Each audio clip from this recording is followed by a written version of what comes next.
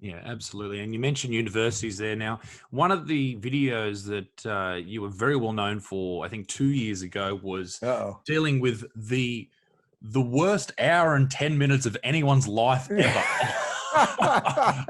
And as That someone who, coincidentally, that was the day I started drinking. yeah, as someone who performs on stage, I mean, I've had shit shows. I've performed stand up on a bus. I've had tough crowds. But this university, there was protesters chanting Black Lives Matters for about 3 or 4 minutes, just that word, just the same phrase over and over again. Another lady really almost got you, was shaking a jar. That was good. Oh, the jar. Yeah, The yeah. jar was fantastic. I mean, these hecklers the entire time, what was that show like? Well, not a show, that speech, that talk like for you? How did you deal with those hecklers? And So what was there's your mindset after that? so there's a couple interesting things that go into that you don't see or you don't know if you just watch the video. So first off, it was University of New Hampshire. So if people want to see the video, they can just search Dave Rubin, University of New Hampshire. Now, what happened was there were supposed to be about 300 students that were attending the event, and it was ticketed and it was sold out, and 300 students were supposed to be there. Then the protesters start posting on Facebook that, this white Nazi or God knows what they're saying about me, just the endless nonsense that they say about anybody is coming to campus and we have to protest. So then the university says, we can't even secure a room. This is too much of a security threat. So they decide to move the event from a 300-person room to a hockey rink off campus. So when you see that video, I have 300 people in front of me, and I'm standing behind 6,000 empty seats. So just, as a performer, it's like you want a packed freaking room, right? But instead, a tight room. Yeah, you want them on top of you, and which is actually why the Sydney Opera House was so freaking amazing, because I didn't realize it was a theater in the round. So when you get laughs, and you're used to getting laughs this way, which is awesome. You tell a joke, the laughs come at you, but now you got laughs coming this way. You got laughs hitting you from behind. It was amazing. So first off, the university already failed before the event began, because by saying we can't even secure a room on our own campus, they've already conceded. They've already said to the protesters, you win. No matter what happens here, you win, because we're not going to host this thing on our campus. So that was one thing. Then as the momentum started picking up, like an hour before, hundreds of other kids that wanted to get in to support me or hear what I was going to talk about, they wouldn't let them in, but they let in all these other protesters. And you're right, they come with noisemakers, and they set their phones so that every few minutes they could chant mindlessly and all this stuff. And I used every sort of trick I had in the book, and trick that I've learned from stand-up and crowd work. And there's a moment where these two kids right up front, they just start chanting. I don't even remember what they were chanting. Maybe it was Black Lives Matter. But I walk right up to them, and I'm 5-6 feet away from them, and I'm trying to look them in the eye, and I'm going, guys, instead of chanting these slogans at me, is there anything I said up here that offended you? Is there anything that you think I believe that maybe I don't? Let's talk it out. And they wouldn't even look at me. I mean, they literally would not look at me, because they don't want to see you as a human. The most interesting part of this whole thing, though, was there's a moment where they're screaming that I'm a transphobe. And a woman in the audience says that she's trans and I hate trans people and I'm a Nazi and all of this insane stuff. And for the record, I grew up with Holocaust survivors in my family. So this is not something that I take lightly. But this woman's screaming at me, and instead of screaming at her, I treat her with complete respect. I tell her, look, as a trans person, I want you to be treated equally under the law. I hope you have people that love you. I hope you're happy in life and have purpose. I mean, I said everything that I would say to anyone else. I said the one thing, though, is that I don't want the government being allowed to tell me what pronouns I can use to refer to you. But if in my daily life, if I meet a trans person, or if I, sometimes you would meet a trans person but not even know, but I would use whatever pronoun I felt was appropriate. If someone treats me respectfully, I'll treat them respectfully. I didn't want the government to compel speech, which, by the way, is the issue, as you know, that put Jordan Peterson on the map in Canada. Anyway, she heard me say that, and she's still yelling I'm a Nazi and a bigot and the rest of it. I didn't know this till weeks later. It turned out that woman, that trans woman, she was a gender studies professor at the university. Wow. Think how deeply twisted that is. You are allowing professors at universities to come to silence invited speakers to those universities. A normal university, look, I have nothing against this woman, but a normal university in a functioning society would reprimand her or suspend her or whatever it is. And I'm not trying to instigate anything on her, 2 years later or whatever it is. But they did nothing. And of course they did nothing because they don't want to be held, because the administrators are cowards too. They're afraid, oh, now they go after the trans professor, they'll be called trans. Next thing you know, they've got 100 students in their office and they don't have a job anymore. So every time we give an inch to this monster, we actually sort of sign our own death warrant. But I've been through plenty of those, and that's where the stand-up chops, you know, they come in. But there's one really funny moment that I'm sure you saw where, you know, I'm just trying to calm these kids down and they're all screaming. And finally I walk up to two of them and I'm like, would you guys just shut the fuck up? Guys, seriously, shut the fuck up. Shut the fuck up. It's pathetic. You're pathetic human beings. That's how I said it, completely sarcastically. People are laughing. But then, of course, in the school paper the next day, what do? Dave Rubin walked up to some of the protesters and told them to shut the fuck up. And it's like, shut the fuck up is very different than shut the fuck up. Well, so, you are a very articulate human being, obviously, you know. I suppose. You talk to people for hours on end about very important subjects.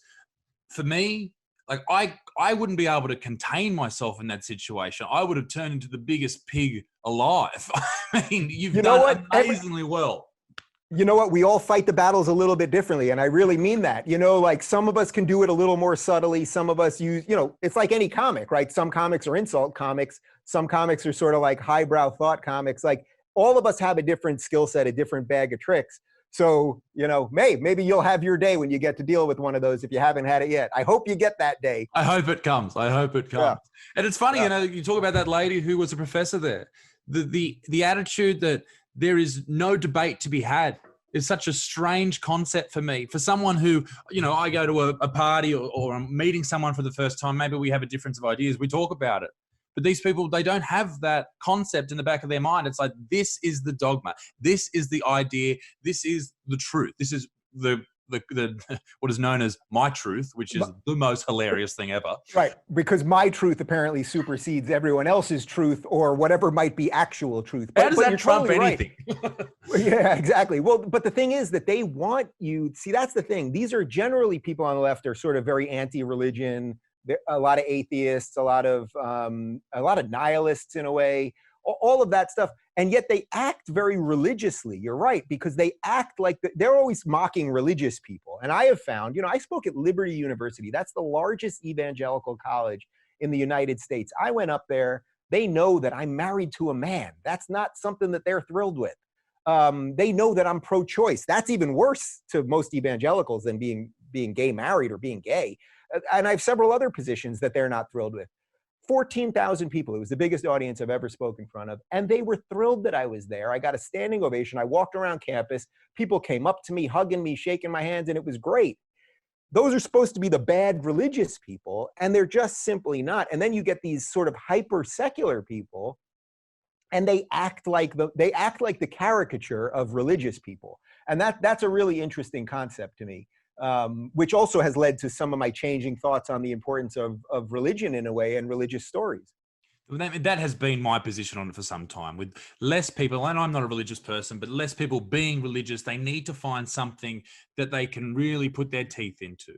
And whether that is this woke version of liberalism, whether it's a far right ideology, whether you're in the KKK, whatever, you need something in your life to grip onto, something to think about, something to, you know, I find that people who don't have something to belong to are often the most anxious, the most depressed, and then they can find like the born-again Christian sort of idea. They are struggling in their life for whatever reasons, whether it's drugs or alcohol, whatever. They find religion, they become better people, and they put that down to religion. Now, is it because of God? Perhaps. Is it because you have something to dedicate your life to? Probably. Yeah, I see. It's so interesting to me because the way you started that was, I'm not religious myself. And I feel the same way about that. I am not religious in any sort of traditional religious sense. I do believe in tradition. I do believe that there is value in finding community around religion and all that. That doesn't mean religions haven't done bad things. But this is very much, and I write about this in the chapter about Jordan, chapter 9, about finding a mentor.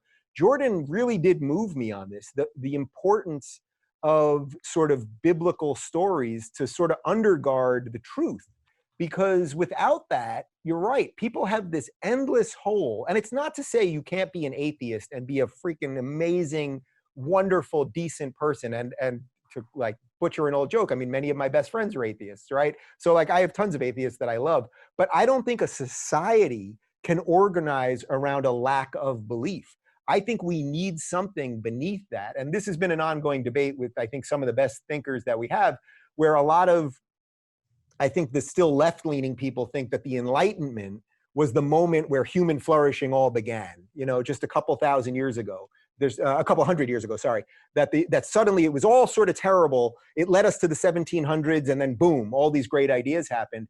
And actually it's not that. It's the sort of generational churning of ideas and individualism that religion sort of taught us through. And it doesn't mean it's perfect, but you know, there's a reason that people believe that David can beat Goliath. You know, why do I attack YouTube? Well, maybe Dave can beat Google. There's a reason we believe the little guy can do it. And these are stories that we're taught in that way. That's a very odd position for me to take as someone that's not particularly religious. I sense you're probably in the same bucket.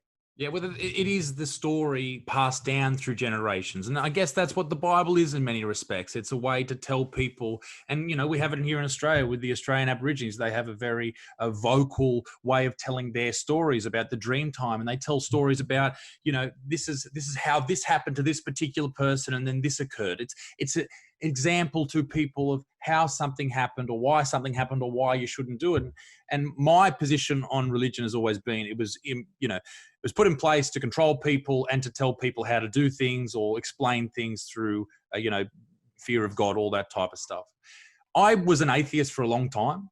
And then I started to listen to a lot of people who talk about the universe and molecular biology and all that type of stuff. And I just threw my hands up in the air, goes, I don't know what the fuck's going on. I guess I'm agnostic. I mean, there's as much evidence for and against on both sides.